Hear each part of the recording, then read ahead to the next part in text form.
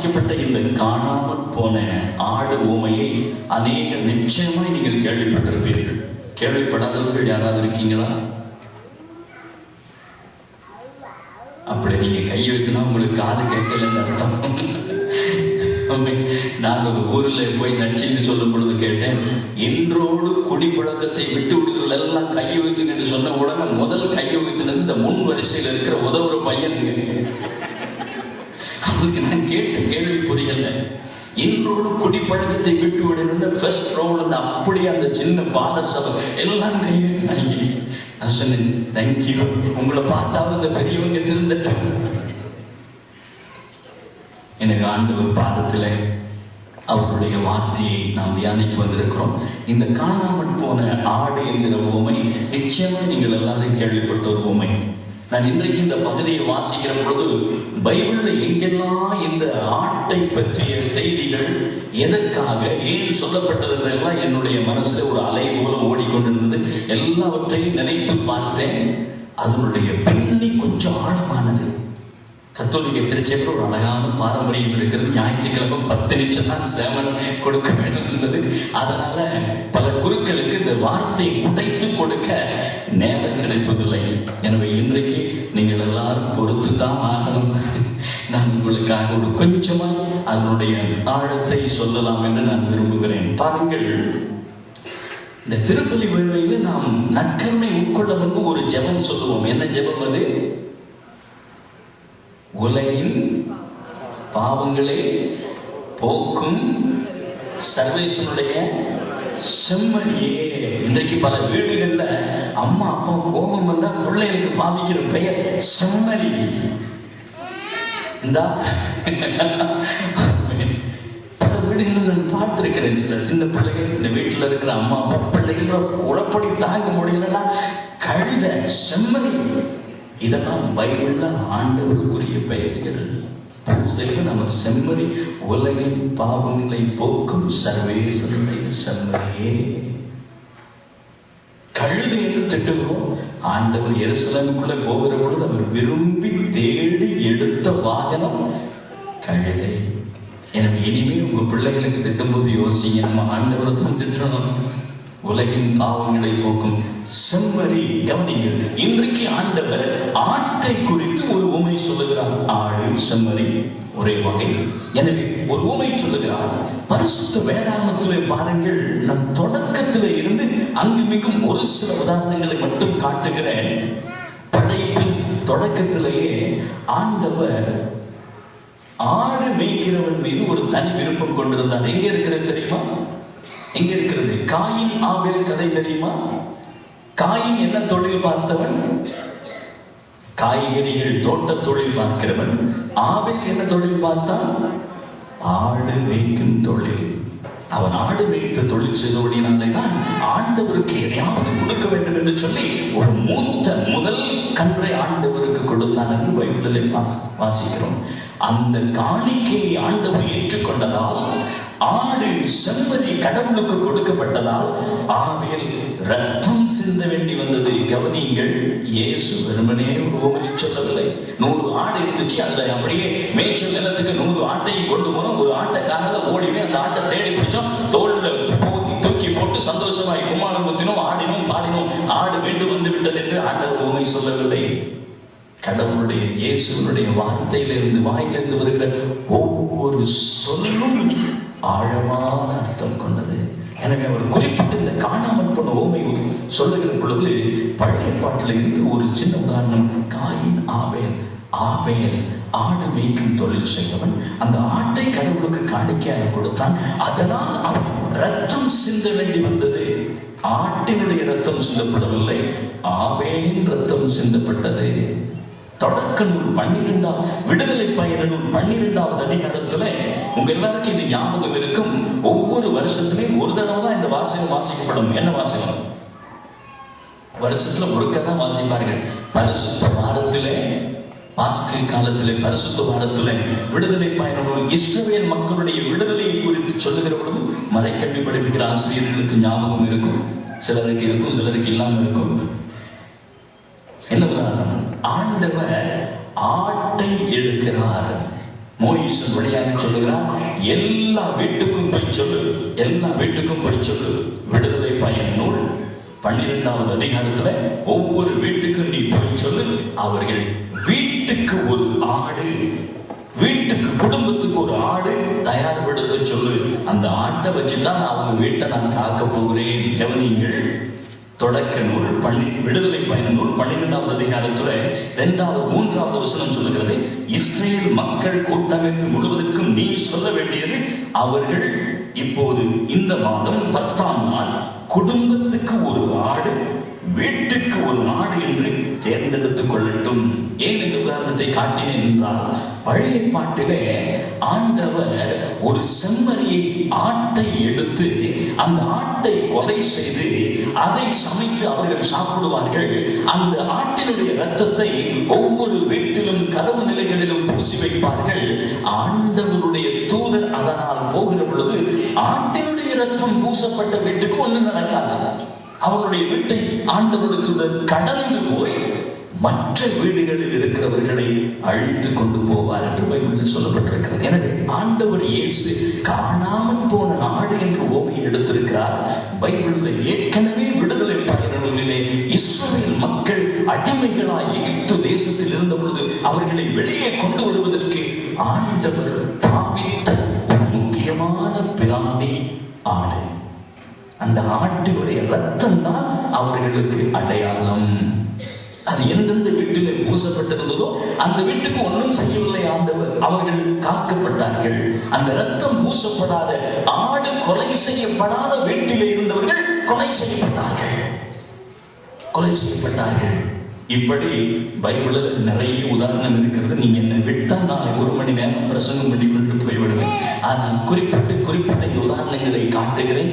ஏன் இதை சொல்லுகிறேன்? ஆண்டவர் இந்த ஓமையை சொல்லுகிற பொழுது ஒரு குறிப்பிட்ட ஆழத்தை மனதில் வைத்துதான் இதை சொல்லி இருக்கிறார். இயேசுவை பார்த்து நாம் ஆடு செம்மறி என்று சொல்லுகிறோம். லூக்கா நற்செய்தி 2வது அதிகாரத்தில் ஆண்டவர் இயேசு இந்த உலகத்துக்கு ரட்சகராய் வந்து பிறந்த பொழுதும் கூட ஆடு மேய்க்கிறவர்களுக்கு தான் முதலில் செய்தி சொல்லப்பட்டது. ஆடு மேய்க்கிறவர்களுக்கு தான் செய்தி சொல்லப்பட்டது. இடையர்கள் தான் முதலில் வந்து பார்த்தார்கள். லூக்கா நற்செய்தி படி இடையர்கள் தான் முதலில் வந்து பார்த்தார்கள். 1 சாமுவேல் 16வது அதிகாரத்தில் 1 தொடங்கி வருகிற வசனங்களிலே ஒரு உதாரணம் சொல்லப்படுகிறது. சாமுவேல் ஈசாயினுடைய வீட்டுக்கு போகிறார். ஈசாய்க்கு 8 பிள்ளைகள். அதில் 8வது பிள்ளை, கடைசி பிள்ளையுடைய பெயர் தான் தாவீது. எனவே சாமுவேல் அந்த வீட்டுக்கு போய் ஒவ்வொரு பிள்ளையாய் தொட்டு அபிஷேகம் பண்ண போகிறார். ஆண்டவர் சொன்னார், இவன் அல்ல. 2வது பிள்ளைக்கு இவன் அல்ல. 3வது பிள்ளை இவன் அல்ல. கடைசியா 7 பிள்ளைகளையும் அபிஷேகம் பண்ண வேண்டாம் என்று ஆண்டவர் சொல்லிவிட்டார். ஆனால் சாமுவேல் கேட்கிறார், உங்களுக்கு வேற யாராவது பிள்ளைகள் இருக்கிறாங்களா? அதுக்கு ஈசாய் பதில் சொல்லுகிறான், என்னுடைய கடைசி மகன் ஆடு மேய்த்துக் கொண்டிருக்கிறான். உடனே சாமுவேல் சொன்னார், நீ அவனை கூப்பிடு. உடனே ஈசாய் சொல்றான், அவனை கூப்பிடத்தான், அவன் ஆடு மேய்க்கிற பிள்ளை, கடைசி பிள்ளை. ஏதோ இந்த இடத்துல உதவுற பிள்ளை மாதிரி ஒரு சின்ன ஒரு பையனா இருக்கிறான், அவனை கூப்பிடுவதா? நீ அவனை கூப்பிடு. உடனே ஆடு மேய்க்கிறவன் தாவீது சிறுவன் கொண்டு வரப்பட்டான். அவன் மேல்தான் கடவுள் அபிஷேகத்தை கொடுத்தார். இப்பொழுது அந்த ஆண்டவர் சொல்லுகிறார், காணாமல் போன ஆடு என்கிற உவமையை சொல்லுகிறார். காணாமல் போன ஆடு. எனக்கு அன்பானவர்களே, இன்றைக்கு பரிசுத்த வேதாகமத்தில் இருக்கிற வார்த்தையின் ஆழத்தை நீங்கள் கவனிப்பீர்களாக இருந்தால், சில நாட்களுக்கு முன்பு நான் பிரசங்கம் வைக்கும் பொழுது சொன்னேன், நாம் ஆண்டவரை தேடிக்கொண்டிருக்க வேண்டும். நாம் கடவுளை தேடிக்கொண்டிருக்க வேண்டும். நாம் ஆண்டவருடைய வார்த்தையை தேடிக்கொண்டிருக்க வேண்டும். நாம் அவருடைய பாதத்துக்கு ஓடிக்கொண்டிருக்க வேண்டும் என்று நான் உங்களுக்கு சொன்னேன். அப்படி நாம் அவரை தேடவில்லை என்றால், அவரை நாம் நாடி போகவில்லை என்றால் நமக்கு என்ன நடக்கும்? 2 குறிப்போடு என்கிற பகுதியில புத்தகத்துல 15வது அதிகாரத்தில் 2வது வசனம் சொல்லுகிறது, நீங்கள் ஆண்டவரை தேடினால் கண்டடைவீர்கள். நீங்கள் அவரை புறக்கணித்தால், நீங்கள் அவரை மறந்து நடந்தால், நீங்கள் அவரை தேடவில்லை என்று சொன்னால் அவர் உங்களை புறக்கணித்து விடுவார். நான் சொல்லுகிறேன், வேதம் சொல்லுகிறது. எனவே ஆண்டவருடைய வார்த்தையில இருந்து நான் உங்களுக்கு சொன்னேன், கடவுளை நமது ஆன்மா தேட வேண்டும். இதுதான் ஆண்டவருடைய விருப்பம். அவரை நாம் தேட வேண்டும். இப்பொழுது குறிப்பிட்டு இந்த உவமையிலே இயேசு சொல்லுகிற உவமையுடைய மறைபொருள் என்ன? நாம் அவரை தேடுவதை குறித்து சொல்லவில்லை, மாறி சொல்லுகிறது. உவமை என்ன சொல்லுகிறது? இயேசு நம்மை தேடுகிறார். இயேசு நம்மை தேடுகிறார்.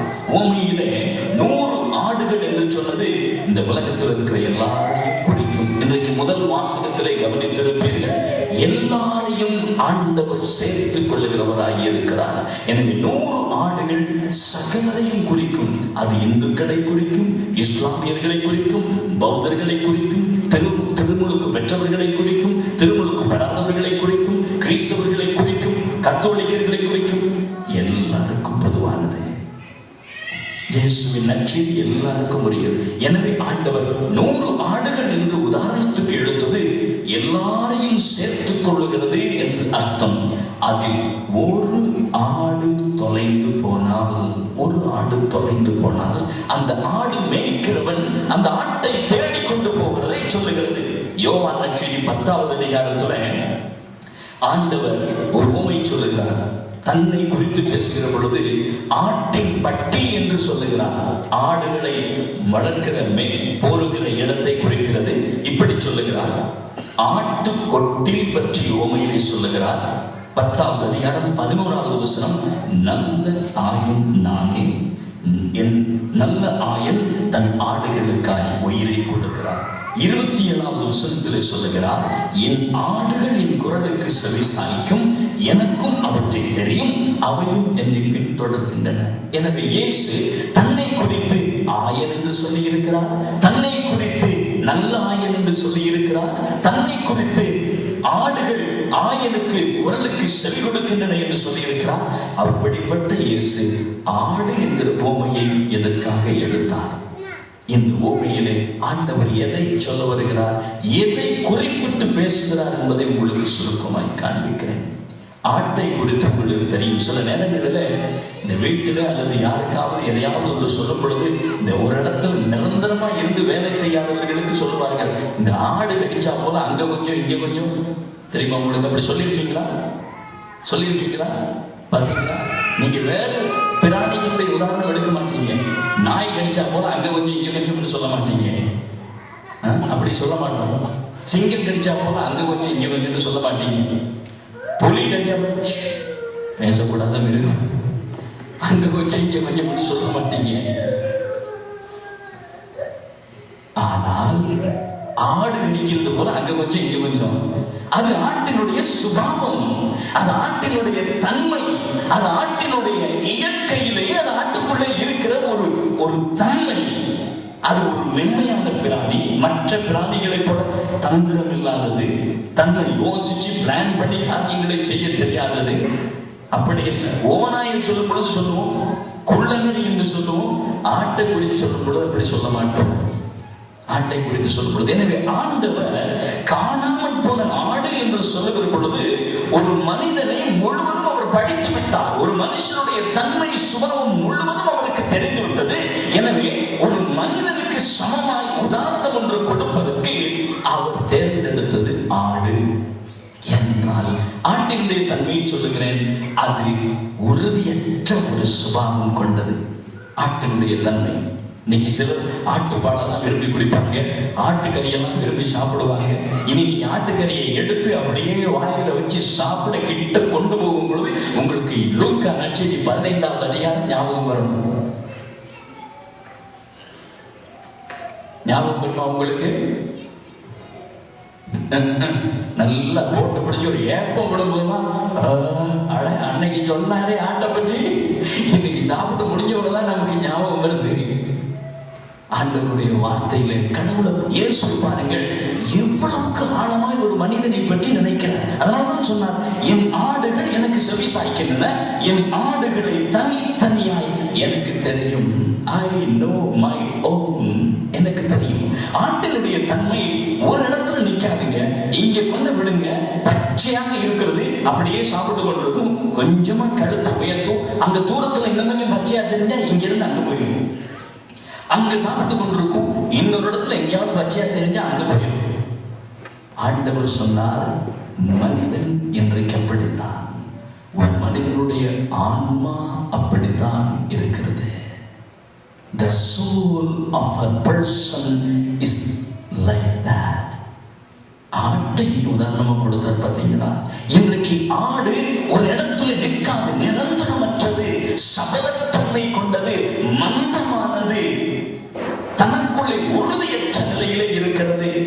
ஆனால் இன்றைக்கு ஆண்டவர் வழி நடத்துகிற பிள்ளைகளிலே பலர் அப்படி இருக்கலாம். எனவே இயேசு சொன்னார், நான் உங்களை நிரந்தரமான பட்சியத்துக்கு, நிரந்தரமான சமாதானத்துக்கு, நிரந்தரமான நீர்வீழ்ச்சிகளுக்கு, நிரந்தரமான நீரோடைகளுக்கு நான் உங்களை அழைத்துச் செல்ல வந்திருக்கிறேன். உங்களுடைய தன்மை நிரந்தரமற்றது. நீங்கள் இங்க கொஞ்சம் அங்க கொஞ்சம், இன்னைக்கு இங்க இருப்பீங்க, அவர் வந்து அப்படி சொல்லிட்டான், ஓ அப்படியா, நான் அங்க வரேன். நாளை அங்க போய் நிற்பீங்க, அவர் ஏதாவது உதாரணம் கொடுப்பான், ஓ அப்படியா, ஓ நான் அங்க வரேன். இப்படித்தான் எங்களுடைய மனநிலை. எங்களுடைய மனநிலை சும்மா நல்லா இருப்பீங்க, ஒரு ப்ராப்ளமே இருக்காது, நல்லா இருப்பீங்க. யாராவது உங்க வீட்டுக்கு வந்து கதவு தட்டி ஒரு கேள்வி பார்ப்பான், என்ன நீங்க மாதாவுக்கு எல்லாம் ரோசனை சொல்றீங்க, பூசை அப்படியெல்லாம் நீங்க ரோசனை என்னதுக்கு சொல்லணும், ஏன் சொல்லக்கூடாதா, அப்படியா சொல்லக்கூடாதா, வழக்கடவுளே நான் உங்க சர்ச்சை வரேன் அப்படிங்க போயிடும். அங்க போய் மாதாவுக்கு ரோசனை ஒண்ணும் இல்லை, பேச ஆரம்பிப்பான். அங்க இருக்கும் பொழுது, எனக்கு நீங்க பூசை இல்லை ஒண்ணும் இல்லாம இங்க வந்திருக்கீங்க, ஏன் பூசைக்கு மாட்டீங்க, ஐயோ அது பெரிய பாவம்னு உங்களுக்கு தெரியாதா, அப்படியா நான் நாளையில இருந்து பூசைக்கு வரேன், இங்க வந்து இருப்பீங்க. இதாங்க ஆடு. இதனால்தான் ஆண்டவர் சொன்னார், காணாமல் போன ஆடு. நம்முடைய ஆன்மாக்கள் இந்த உலகத்தின் தீமைக்குள்ளே, பாவத்துக்குள்ளே, இன்றைக்கு உலகம் காட்டிக் கொண்டிருக்கிற நிரந்தரமற்ற தன்மைகளுக்குள்ளே, எங்களை அழிவுக்குள் விட்டு செல்லக்கூடிய, பாவத்துக்குள் விட்டு செல்லக்கூடிய, அழுக்கான பாதைகளை கூட்டிக் கொண்டு போகக்கூடிய நிரந்தரம் இல்லாத பச்சையங்களை காட்டிக் கொண்டிருக்கிறது. நாமும் நிரந்தரம் இல்லாத பச்சையங்களுக்கு பின்னால், பச்சைகளுக்கு பின்னால் போய்கொண்டிருக்கிறோம். ஆண்டவர் சொன்னார், நீங்கள் என் சமாதானத்தை, என் வார்த்தையை, என் பிரசன்னத்தை விட்டு உறுதியற்ற நிலையில் தப்பி தப்பி மாறி மாறி நீங்கள் போகிற பொழுது நான் உங்களுக்கு பின்னாலே வந்து உங்களை மீண்டும் மீண்டும் மீண்டும் கொண்டு வருகிறேன். இந்த அருளுக்குள்ளே உங்களை வைத்திருக்க வேண்டும், வார்த்தைக்குள் வைத்திருக்க வேண்டும், திருப்பலியினுடைய மகிமைக்குள்ளே உங்களை வைத்திருக்க வேண்டும், அன்னையினுடைய பரிந்துரையின் பாதத்திலே உங்களை வைத்திருக்க வேண்டும் என்று நான் விரும்புகிறேன். நான் விரும்புகிறேன். எனவேதான் இயேசு சொன்னார், காணாமல் போன ஆடு, காணாமல் போன ஆடு. எனவே காணாமல் போன ஆட்டை, இழந்து போனதை தேடி மீட்கத்தான் இயேசு வந்தார். இழந்து போனதை தேடி மீட்க. லூக்கா நற்செய்தி 19ஆம் அதிகாரத்துல 1 தொடங்கி வருகிற வசனங்களிலே சக்கேயுனுடைய உவமை சொல்லப்படுகிறது. சக்கேயுனுடைய கதை, அவன் மரத்துல இருக்கிறான், இயேசு அந்த வழியாக போய்கொண்டிருக்கிறார். சக்கேயு இயேசுவை பார்க்க வேண்டும் என்று மரத்துல இருந்தான். இயேசு அவனை பார்க்கிறார். பார்த்த உடனே சொன்னார், சக்கேயுவே இறங்கி வா, இன்னைக்கு நான் உங்க வீட்டுக்கு வந்து ஒரு பிரியாணி சாப்பாடு சாப்பிடணும்ப்பா. இன்றைக்கு நான் வீட்டுக்கு வர வேண்டும், உணவருந்த வேண்டும், உன் வீட்டுக்கு வரப்போகிறேன். சக்கேயுக்கு பெரிய சந்தோஷம். என் ஆண்டவரே, நீராய் வீட்டுக்கு வருகிறது. உடனே இயேசு சக்கேயுடைய வீட்டுக்கு போனார். அந்த வீட்டில இருந்து அவர்களோட எல்லாம் பேசினார்கள். இயேசு அந்த வீட்டுக்குள்ளே காலடி எடுத்து வைத்த உடனே சக்கேயுடைய மனநிலை எல்லாம் மாறிவிட்டது. சக்கேயு சொன்னான், இனிமே நான் அப்படி செய்ய மாட்டேன், இப்படி செய்தேன், இதை விட்டு விடுகிறேன், அப்படி செய்தேன், அதை விட்டு விடுகிறேன், என்னுடைய சொத்தை எல்லாம் நான் ஏழைகளுக்கு கொடுக்கிறேன், யாரிடம் எல்லாம் திருடி இருந்தேனோ, அபகரித்திருந்தோனோ அதை எல்லாம் பல மடங்கு திரும்பி கொடுத்து விடுகிறேன் ஆண்டவர். இதெல்லாம் கேட்டவுடனே ஆண்டவர் என்ன தெரியுமா சொன்னார், இன்று இந்த வீட்டுக்கு மீட்பு உண்டாயிற்று. வீடு என்று ஆண்டவர் சொன்னது சக்கேயுடைய வீட்டை சொல்லவில்லை. He referred to the soul of Zacchaeus. சக்கேயுடைய ஆன்மாவை குறித்து தான் பேசினார். இன்று இந்த வீட்டுக்கு மீட்பு வந்திருக்கிறது. இன்றைக்கு ஆண்டவருடைய நற்செய்தி கேட்கிற உங்களுக்கும் இயேசு சொல்லுகிறார், உங்கள் வீடு ஆண்டவர் இருக்கிற வாழும் கோயிலாக இருக்கிற இந்த உள்ளம். பவுல் அப்போஸ்தலன் சொல்கிறது போல 1 கொரிந்தியர் 3:16 சொல்கிறார், உங்கள் உள்ளம் கடவுள் வாழும் கோயில், தூய் ஆவியானவர் குடியிருக்கும் கோயில். ஒருவன் கடவுளுடைய கோயிலை அழித்தால் கடவுள் அவனை அழித்து விடுவார். நான் சொல்லவில்லை, வார்த்தை சொல்லுகிறது. எனவே இன்றைக்கு காணாமல் போன ஆடு ஆண்டவர் எங்களை அரவணைக்கிறவராய், தேடி வருகிறவராய், எங்களை முழுவதும் அறிந்து வைத்திருக்கிறவராய், எங்கள் குறைகள் என்ன, எங்கள் பலவீனங்கள் என்ன, எங்கள் பாவங்கள் என்ன, எங்கள் உடலில் இருக்கிற வியாதிகள் என்ன, என் வீட்டுக்குள்ள இருக்கிற சாபங்கள் தரித்திரங்கள் என்ன, என் தனிப்பட்ட வாழ்க்கையில இருக்கிற போராட்டங்கள் என்ன, எல்லாம் என் ஆண்டவருக்கு தெரியும். He knows everything. எல்லாம் அவருக்கு தெரியும். He knows everything. நம்முடைய கண்ணீர், கவலை, துக்கம், பாரம் எல்லாம் அவருக்கு தெரியும். அவர் எங்களோடு கூட, எங்களுக்கு நெருக்கமாக எங்களோடு வந்து கொண்டிருக்கிறார். நாம் அவரை நம் உள்ளத்தில், ஆன்மாவில் தேட வேண்டும், தேட வேண்டும். திருத்தூதர் பணிகள் 17:27 சொல்லுகிறது போல, நீங்கள் ஆண்டவரை தட்டி தடவியாவது தேட வேண்டும். திருத்தூதர் பணி 17:27 வாசிக்கிறேன், கேளுங்கள். நீங்கள் அவரை நாம் தேட வேண்டும் என்பதற்காக இப்படி செய்தார். தட்டி தடவியாவது தம்மை கண்டுகொள்ள வேண்டும் என்பதற்காகவே இவ்வாறு செய்தார். நாம் அவரை எப்படியெல்லாம் தேடணும்னு பாருங்க. தட்டி தடவியாவது, இந்த வார்த்தையை அன்றைக்கு நச்சரி சொல்லும் பொழுது நான் குறிப்பிட்டு காட்டியிருந்தேன். தட்டி தடவியாவது ஆண்டவரை தேட வேண்டும். இன்றைக்கு உங்க வீட்டுல திடீர்னு நீங்க எல்லாம் ஒரு ஃபேமிலியா இருந்து சாப்பிட்டு கொண்டிருக்கிறீங்க. திடீர்னு மின்சாரம் போய்விட்டது, கரண்ட் போய்விட்டது. என்ன செய்வீங்க? தொடர்ந்து அப்படியே சாப்பிடுவீங்களா? அள்ளி வாய்க்குள்ள வைப்பீங்களா, மூக்குக்குள்ள வைப்பீங்களோ தெரியாது. மின்சாரம் போய்விட்டது, எல்லாம் இருட்டு. உடனே என்ன செய்வீங்க? உங்களுக்கு ஒரு லைட்டர் தேவை, அல்லது ஒரு பாக்ஸ் ஆஃப் மேட்சஸ், நெருப்பட்டி தேவை.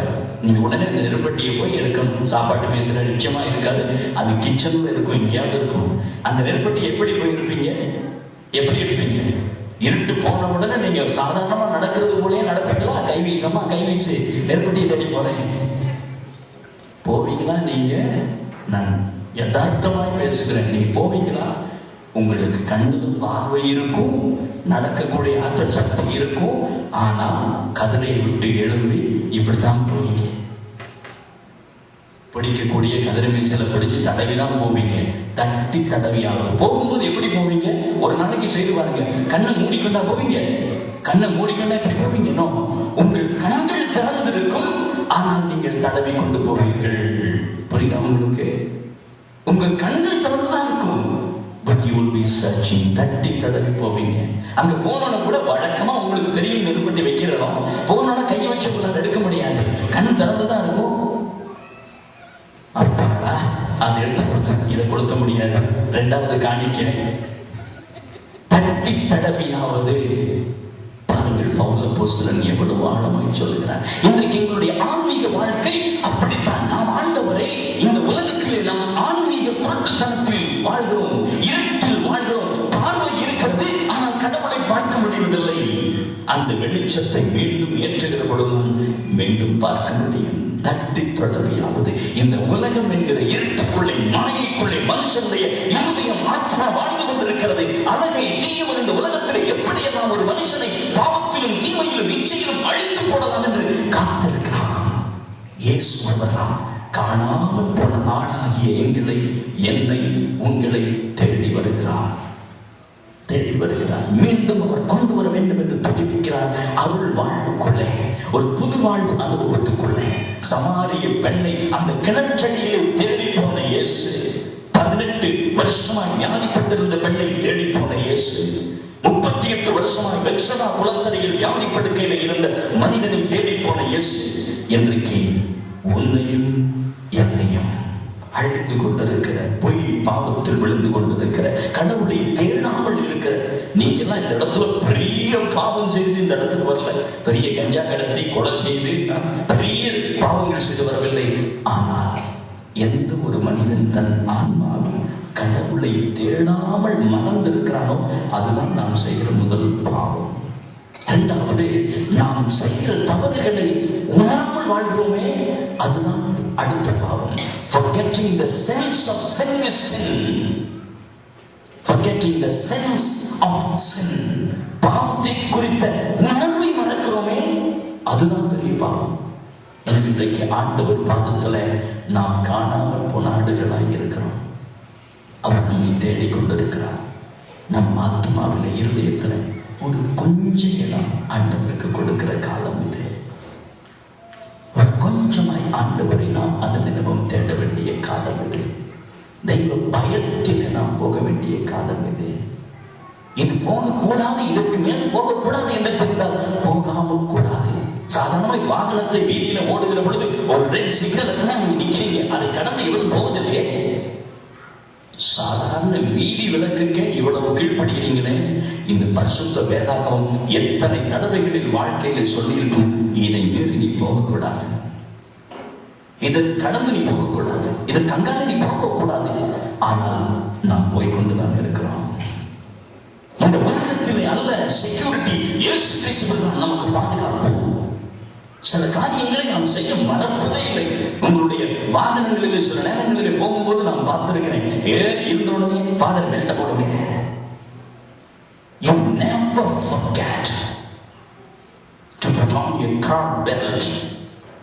வாகனத்தில் ஏறின உடனே ஃபர்ஸ்ட் பெல்ட் போடுறீங்க. சாதாரண கார் பெல்ட்டை போடுறதுக்கே நம்ம மறக்கிறது இல்லை. இந்த உலகத்தையே ஆண்டு கொண்டிருக்கிற ஆண்டவரை பலர் வாழ்க்கையில பல சந்தர்ப்பங்களில மறந்து ஓடிக்கொண்டிருக்கிறோம். We don't forget little things, but we have forgotten the master of the universe, the savior of the world. உலகத்தின் ரட்சகரை பல சந்தர்ப்பங்களிலே மறந்து விடுகிறோம். ஆண்டவருக்கு நேரம் கொடுப்பதில்லை, ஆண்டவரை தேடுவதில்லை. எனவே இன்றைக்கும் வார்த்தையை ஞாபகப்படுத்துகிறேன், நீங்கள் ஆண்டவரை மறந்தால் அவர் உங்களை மறந்து விடுவார். If you forget the Lord, நீங்கள் ஆண்டவரை புறக்கணித்தால் அவர் உங்களை புறக்கணித்து விடுவார். வார்த்தை சொல்லுகிறது. 2 குறிப்பேடு 15:2 வாசித்து காட்டினேன். எனவே இன்றைக்கு இது ஆண்டவரை தேட வேண்டிய காலம். அவர் எங்களை தேடுகிறார். நாம் காணாமல் போன ஆடுகள், அவர் எங்களை தேடுகிறார். 99 ஆட்டை விட்டு காணாமல் போன 1 ஆட்டை தேடி வருகிறார். நாம் எப்பொழுது ஆண்டவரை தேட தொடங்குகிறோமோ அப்பொழுதுதான் பரலோகத்தில் பெரிய மகிழ்ச்சி உண்டாகும் என்று பைபிளில் எழுதப்பட்டிருக்கிறது. உங்களால இந்த பூமியில இருந்து கொண்டே பரலோகத்துக்கு சந்தோஷம் கொடுக்க முடியும் என்று பைபிள் சொல்லுகிறது. பாத்தீங்களா? பரலோகத்துக்கு மகிழ்ச்சி சந்தோஷத்தை எங்களால் கொடுக்க முடியும் எப்போது நாம் ஆண்டவருக்குள் வாழத் தொடங்குகிறேனோ. எனவே இந்த இடத்தில் இருக்கிற வாலிப வயதில் இருக்கிற பிள்ளைகளுக்கு சொல்லுகிறேன், இந்த உலகம் பொல்லாதது. The world is so dangerous. It can cheat you in no moment. It can take you to evil lines at any moment. But I warn you, உன் வாலிப நாட்களில் ஆண்டவரை உன் இருதயத்தில் இருத்து ஆண்டவரை உன் மனசுக்குள்ளே எடுத்துக்கொள். பெற்றோர் உன் பிள்ளைகளுக்கு ஆன்ம வழிகளை காட்டுங்கள். இந்த நாட்டில் எதையுமே கண்டித்து பிள்ளைகளுக்கு சொல்ல முடியாது. அப்படிப்பட்ட ஒரு நாடு. உடனே வீட்டு வாசல்ல போலீஸ் நிற்கிறான். ஆனாலும் உங்கள் வாழ்க்கையால் உங்கள் பிள்ளைகளை மாற்ற முடியும். உங்கள் வாழ்க்கையால் உங்கள் பிள்ளைகளுக்கு நல்லதை கொடுக்க முடியும். அது ஒரு போராட்டம். புனித அகுஸ்தீனார் ஒரு பொல்லாத பாவி, ஒரு பெரிய பாவி, சீரழிந்த வாழ்க்கை வாழ்ந்து கொண்டிருந்தவர். அவரை திருத்தவே முடியல. அந்த அகுஸ்தீனாருடைய தாய் ஒவ்வொரு நாளும் ஆண்டவர் பாதத்திலே கண்ணீருட்டு அழுது ஜெபிப்பார். அகுஸ்தீனாருடைய வாழ்க்கை மாறியது. இன்றைக்கு திருச்சபையில புனித அகுஸ்தீனா, அவரும் புனிதர். அவருடைய மாற முடியாத அந்த வாழ்க்கையில் இருந்தவரை ஜெபத்திலும் உபவாசத்தின் சக்தியினாலும் மாற்றிய அந்த தாயும் ஒரு புனிதை. எனவே இன்றைக்கு நான் உங்களுக்கு சொல்லுகிறேன், ஆண்டவர் பாதத்தில் பெற்றோரை உங்களுக்கு ஒரு பெரிய கடமை இருக்கிறது. நாம் ஆண்டவர் பாதத்தில் எங்களை கொடுக்க வேண்டும். ஆண்டவருடைய அருளிலே நாம் நடக்க வேண்டும். நாம் எல்லாரும் சேர்ந்து நடக்க வேண்டும். நாம் ஆண்டவரை தேடுவோம். ஆண்டவர் எங்களை தேடுகிறார். எனவே உங்கள் பிள்ளைகள் சீரழிந்து போகாமல் நல்ல வழியில் நடக்க நீங்கள் பிள்ளைகளுக்காக அனுதினம் ஜெபியுங்கள். நீங்கள் கொடுப்பதுதான் பிள்ளைகளுக்கு. ஒரு தடவை ஒரு அம்மா வந்து என்கிட்ட சொன்னா, 4 பிள்ளைகளை கூட்டிக் கொண்டு வந்து சொன்னார், ஃபாதர், என் கடைசி மகனுடைய வாயில ஒரு கிராஸ் போடுங்க ஃபாதர், ஒரு சிலுவை போடுங்க ஃபாதர். நான் ஏமா இத்தனை பிள்ளைகளை கூட்டி வந்து இந்த கடைசி மகன் வாயில சிலுவை போட சொன்னீங்க? பச்சை தூசணம் பேசுறான் ஃபாதர், நடக்க. நான் கேட்டேன் அம்மாட்ட, உங்க வீட்டுல யாராவது தூசணம் சொல்றாங்களா? இல்லையே. இந்த பையன் டக்குன்னு அவங்க அம்மா ஒரு பார்வை பார்த்தான். இல்லையே. நான் சொன்னேம்மா, அப்ப அப்ப என்னென்ன பிள்ளை இவ்வளவு ஃபென்டாஸ்டிக்கா நல்லா பேசலாம், அந்நிய மொழி பேசலாம், இவ்வளவு இல்ல ஃபாதர். நான் கோபம் வந்தா ஒன்னு ரெண்டு சொல்லுவேன். ஓ, நீங்க ஒன்னு ரெண்டு சொல்றீங்க, அவெல்லாம் கூட்டி வச்சு சொல்றாங்க. So teach good lessons to your children by your own life. உங்க ரத்தத்துல இல்லாதது பிள்ளைகளுக்கு வர முடியாது. வைத்தியசாலைக்கு பிள்ளையை கொண்டு போய் ஒரு நோயின்னு கொண்டு போகணும்னு டாக்டர் கேட்கிற முதல் கேள்வி, வீட்டுல அம்மாக்கு இந்த வியாதி இருக்கா, அப்பாக்கு இந்த வியாதி இருக்கா? சாதாரண ஒரு தகப்பனுடைய தாயினுடைய உடலிலே ரத்தத்தில் இருக்கிற வியாதிகள் பிள்ளைகளுக்கு போகலாம் என்று விஞ்ஞானம் சந்தேகிக்கிறது. ஆனால் சந்தேகிக்காமல் ஒன்றை கற்றுக்கொள்ளுங்கள், பெற்றோருடைய வாழ்க்கையிலும் இருந்துதான் இன்றைக்கு பிள்ளைகளும் வாழ்க்கையில பல விடயங்களை கற்றுக்கொள்கிறார்கள். நீங்கள் ஆண்டவர் பாதத்திலே முழங்கன்படி இதுவதை பார்க்கிற பிள்ளைகள் என்றைக்கு ஒரு நாள் ஆண்டவருடைய பிள்ளைகளாகவே வழிநடப்பார்கள். என இறுதியாக உங்களுக்கு சொல்கிறேன், ஆண்டவர் நம்மை தேடுகிறார். காணாமல் போன ஆடுகளாய் இருக்கிறோம். நாம் ஆண்டவரை தேடுவோம், ஆண்டவர் பிள்ளைகளாய் வழி நடப்போம். ஆண்டவருக்கு சுத்தம் இருந்தால் வேண்டும் உங்களை அவருடைய நற்செய்தி பணியிலே சந்திப்போம். உங்களுக்காக நாம் ஜெபிப்போம், எங்களுக்காகவும் ஜெபியுங்கள். எழுந்து